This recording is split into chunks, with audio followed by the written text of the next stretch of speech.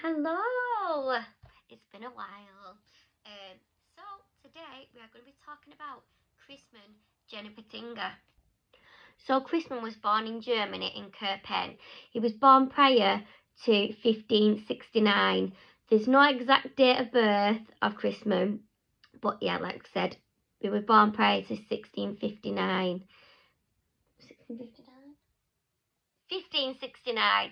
So yeah, it's like such a long time ago, but there is still documentation to prove his existence and his execution, which is so interesting that we still can view paperwork of his execution.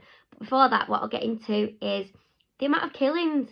The amount of killings he's done, hands down, beats so many of the prolific serial killers that we know from America, like Gacy, Bundy, the lot. He is one of the most interesting. Many reasons, because due to the fact of where he chose to live, which is an odd one. So his killing spree spanned out over 13 years, and he started very early on in his teens. So say he was around 13 when he started killing, which is crazy as well.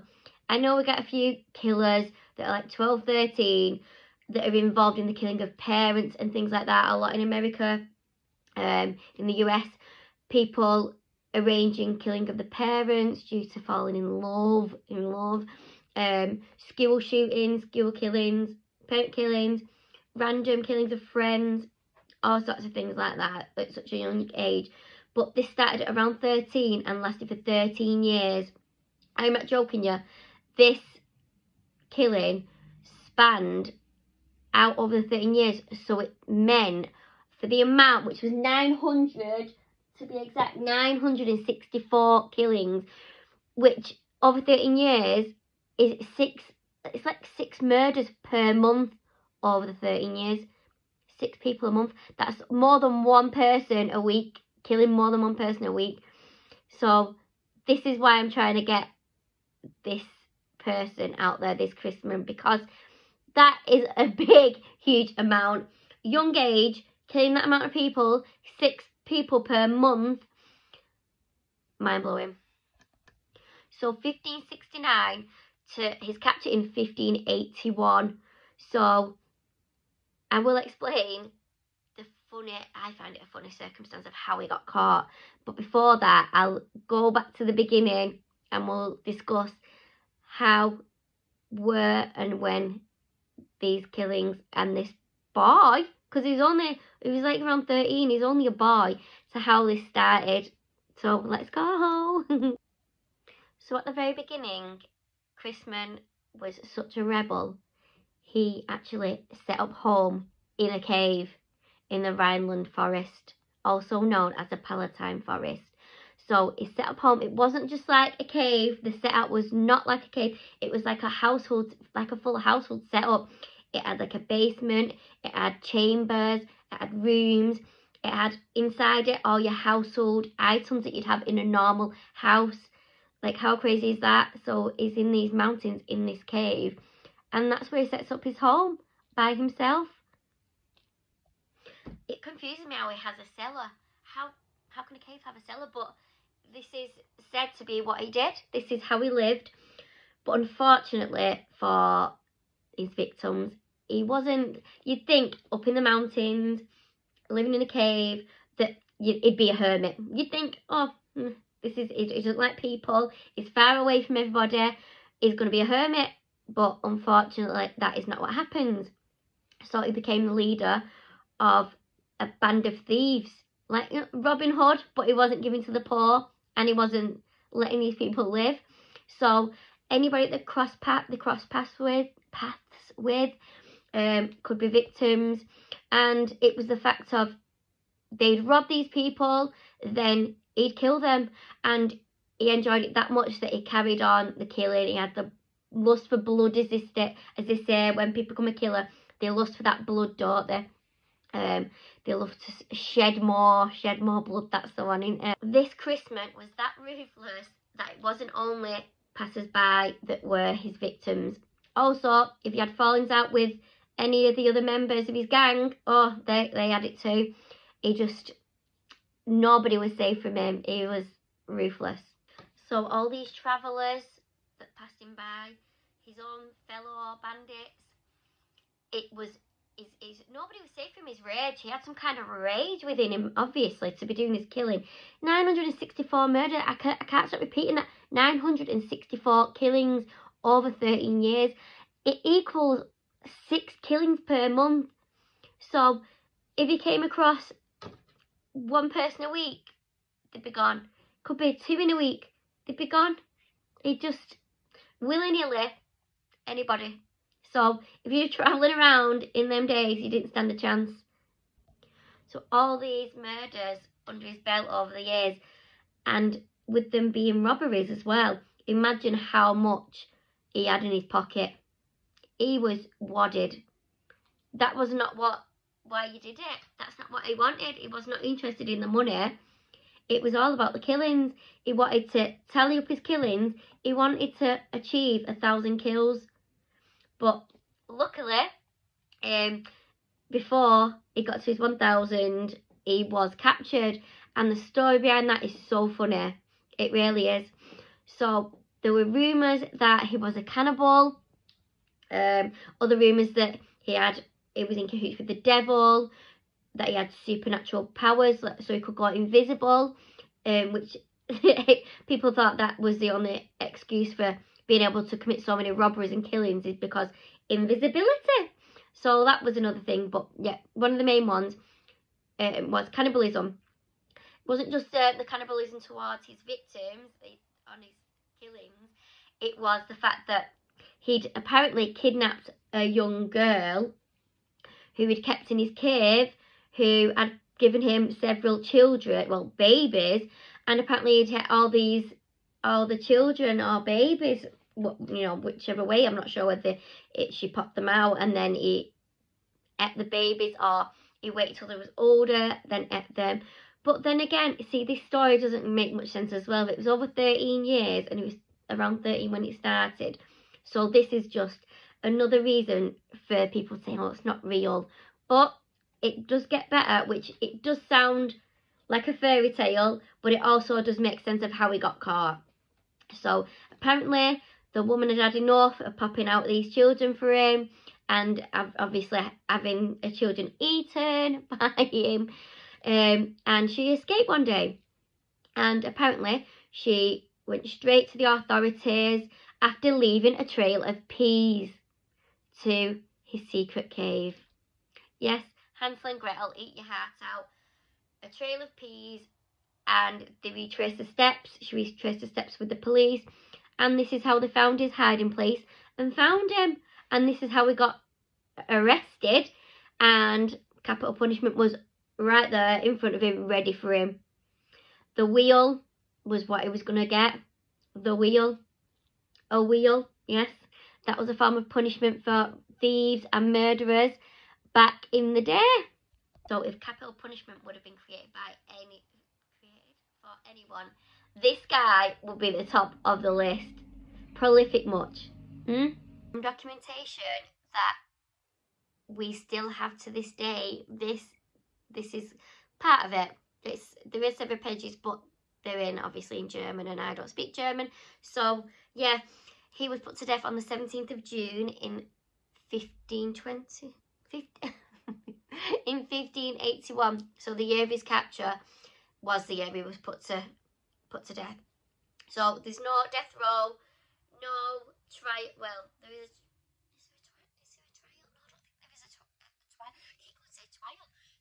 There wasn't a trial. They knew what he'd done, so he got put straight to death. Broken on the wheel. So if you don't know what breaking on the wheel is, here's an image of what it was. There's so many images from like hundreds of years ago that we still have today, so we know what it looked like. Even though they didn't have pictures, they made sure they drew pictures to replicate how people looked during the torture, and so we know exactly what went on. And we do have, you can actually go to visit in Berlin an actual wheel that they have on display. So I might have to go there one day just to check out these wheels. There's various ways that they use the wheel. So it could be in a circle this way, where they'd be tied to it. So they'd be, if there's a small gap at the bottom, then they'd be getting crushed each time they go round. Or sometimes it'd be wider and there'd be fire underneath it. So they'd be turning this wheel, and each time it goes round, he'd hit and land in the fire, like into the fire each time. So it's like an absolute form of the ultimate torture. These were made to torture the people who were on them, the worst of the killers, the worst of the robbers, the worst of the worst, the rapists, anybody like that. They will put them on these wheels. Another way they'd do it, they'd lay it flat, so you'd be tied to it, it'd have spikes on the end, they'd be turning it, they'd be bludgeoning you, they'd have men stood around bludgeoning the people on the wheel. So it was always a tortured and prolonged way to teach these, well, not even a lesson, because obviously nobody's going to make it out alive. This is the form, they torture you till death. So during the 1500s, the main way they do things is they would put you on the wheel flat. They'd break the arms first, then break the legs. So with big hatchets and things like that. Then they'd break the back so that all your parts are completely dislodged and in all weird places. And obviously, cuts and bruises, beaten first on the wheel and things. Like all sorts. As much torture as they can provide, they will do that. And then they would prop the wheel up on a pole, like on a stick, with the contorted bodies, and they just leave them there to die. They'd keep a record of how many days or how many hours and things that the people would be alive, and this is what they did to Christman. This is what they put him through. And the longest a person has been known to survive this afterwards is Christman. He was supposedly survived for 9 whole days after this torture and after being on the wheel. Apparently, he was given like strong drinks and things to keep him alive, because he wanted the torture to drag on for so long because of all the murders that he'd confessed to. So 9 whole days of being like that. Can you imagine the pain? All your limbs being separate from your body, being cuts and bruises all over you, and being propped up. Imagine all that. It just be 9 days of your body trying to. No, not for me that. But apparently he did. In the records, he apparently holds the record for surviving the longest. As some only lasted hours, or I think before that it was only up to about 3 days that people survived at the most. His body just would not cave into it, so they were literally dying slow, painful, brutal deaths, which they felt matched up to what they'd done to their victims. Also, bearing in mind, the people in the villages, in the towns, didn't have much going on in that day and age. They had no TVs, they probably barely had books. So as a way of entertainment, they would sit and watch all this torture going on. The longer it went on, the more brutal, the more prolonged, the better for them. They absolutely enjoyed it. They'd be, alright, go on, proper going for it. Trying to encourage them. On the odd occasion, not sure when, but on the odd occasion, they would put them out of the misery and would just slit the throats. Which is a nicer way, a quicker way of going, I suppose, rather than like our Christman going for 9 bloody days. So other ways they would prop on the wheel as well would be like a crucifixion style. So they'd pin the arms and the legs. And they'd be at it with them then, with it propped up and beaten, and do whatever they wanted to do to them. In some ways, I can sense that it's for the entertainment purposes more than just to punish these criminals. I've got a feeling it was a lot like how the gladiators did their thing for their audiences for entertainment. This was, again, probably to keep the peace and keep the violence low as possible in the towns by showing them this kind of thing, and obviously to put them off doing any crimes, because they'll know that this is what you could get if you commit crimes. So win-win. There's also stories of people being attached to the wheel once they've been battered, bruised, flesh hanging off, and wounds all over, you know, bits of skin missing, gashes all over, bleeding to death, and they've been pushed and rolled down a hill on the wheel, so the body's getting crushed on the ground as well. Another farm where they would swing the wheel through fire, and they'd keep going until the whole of the wood on the wheel set alight and burn the person alive as well. And that's another form of breaking the wheel. The wheel is often named the Catherine wheel, like the firework, but it's not named after the firework. It's actually named after Saint Catherine, because she wouldn't renounce her religion. So she was put on it, but she didn't actually die on the wheel, because when she was put on it, the wood actually split into two. The wheel broke. If you know the stories of Joan of Arc, Saint Catherine was apparently one of the voices that she heard during the times, when she was doing the raising her own army. That apparently was one of them that she heard. Whether she existed or not, we don't know. But she was a popular saint at the time. But although she didn't die on the wheel, she did get her head chopped off for not renouncing a religion. Then in 1841, they abolished the wheel. The whole idea of the wheel was abolished. Like, why? Should be using this today.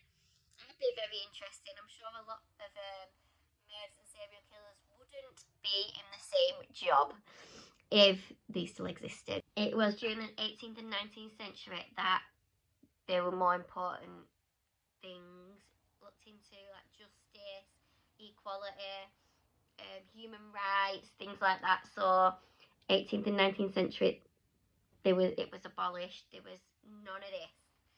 I think that may have been a mistake. It's just something that every criminal would fear, really, isn't it?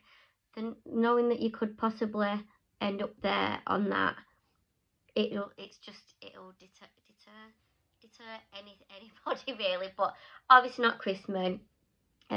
So that is Christman and his little story, the serial killer.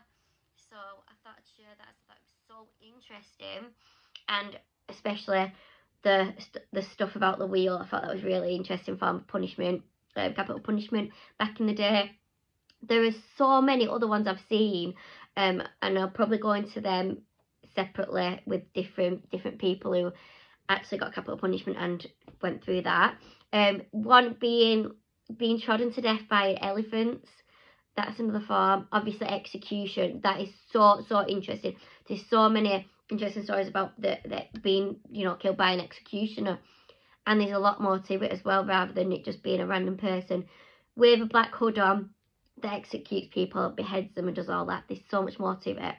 So we'll cover that at some point, and I hope you found that a little bit interesting, a bit of history there for you.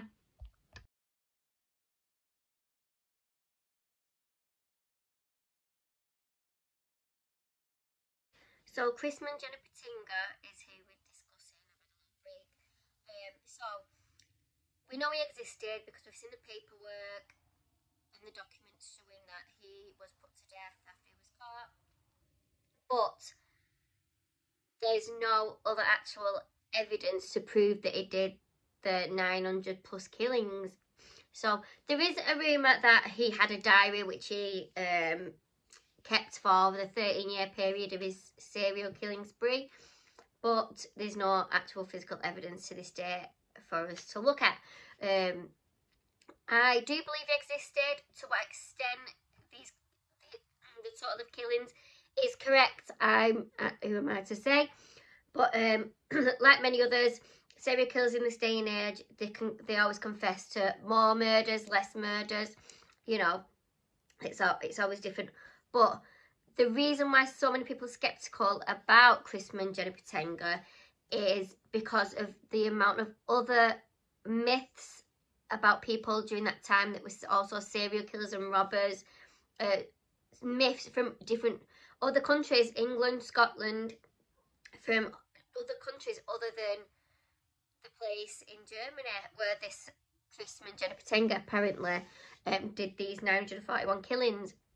So I'm going to go into that now, the other myths and the other countries where people do have similar stories to the Christman Genipperteinga. So I will include the people's names, the country, the amount of killings, what they did, so that you can see why the people are so skeptical.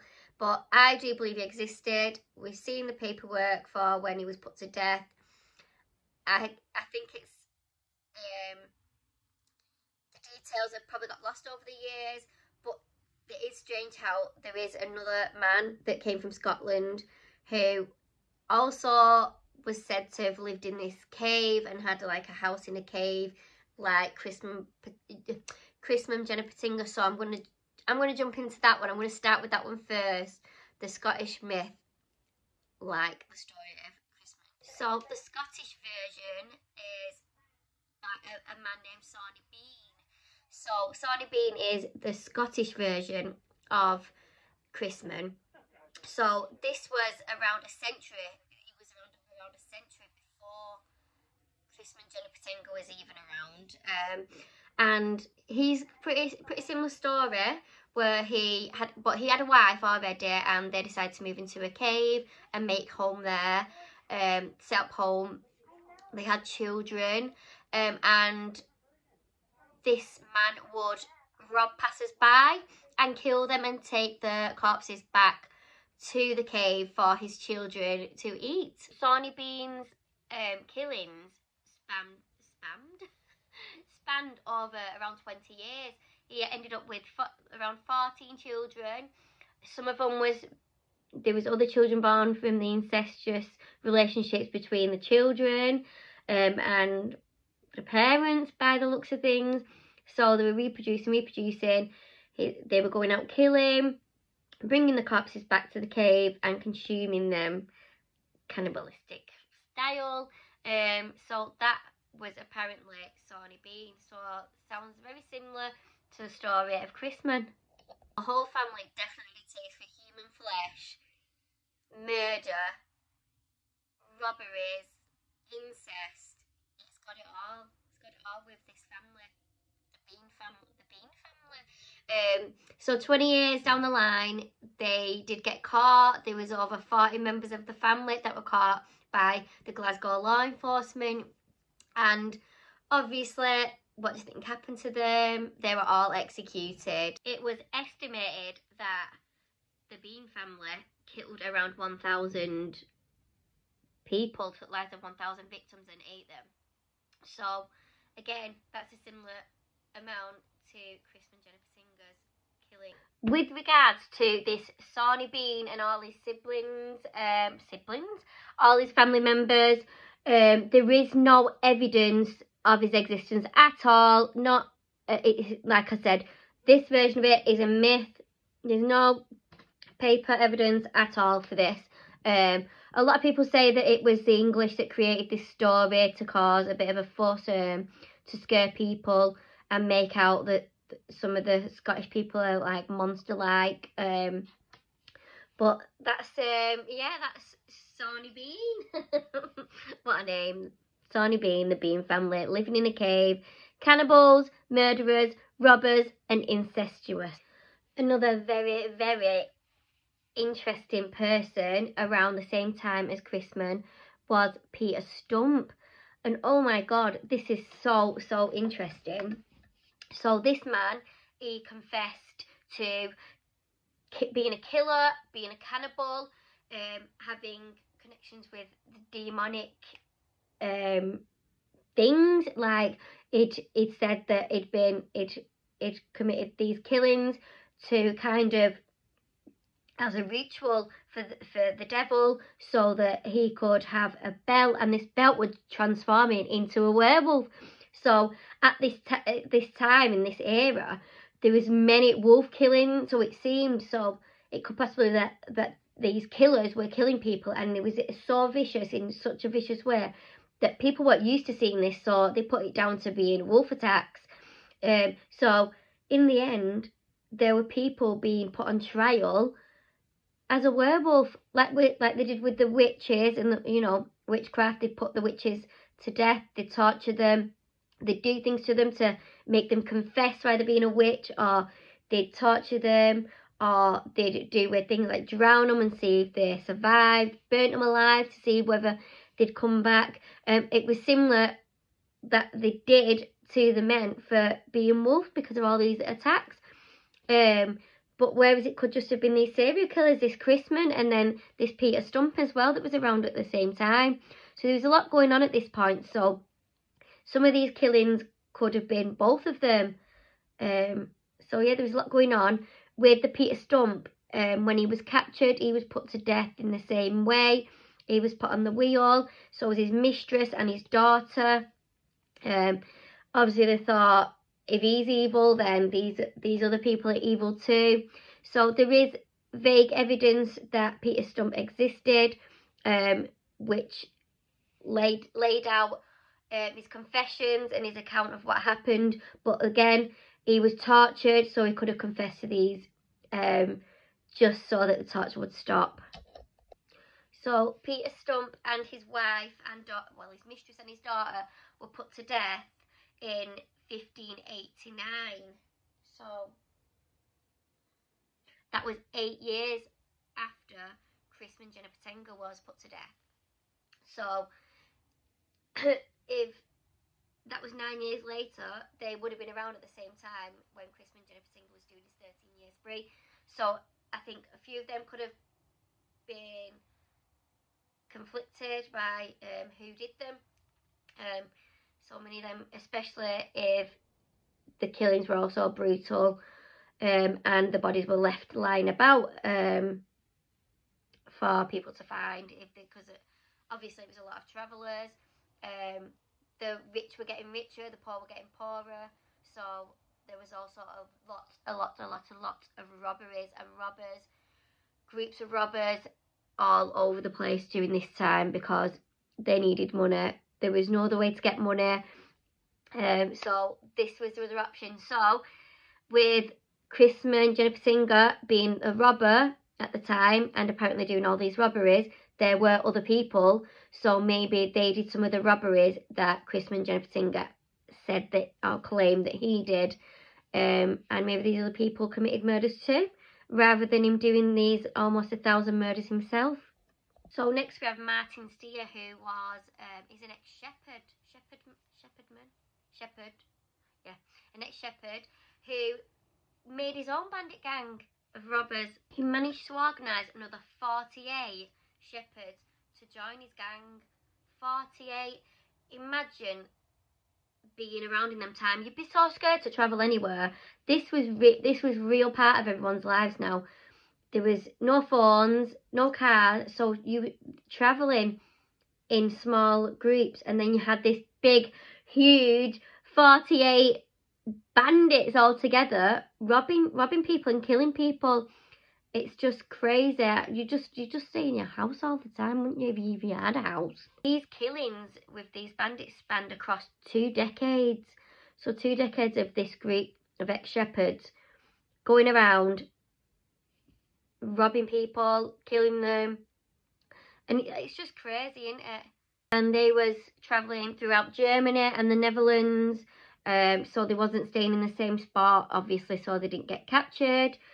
In saying that, who would want to go out there and hunt and capture these criminals?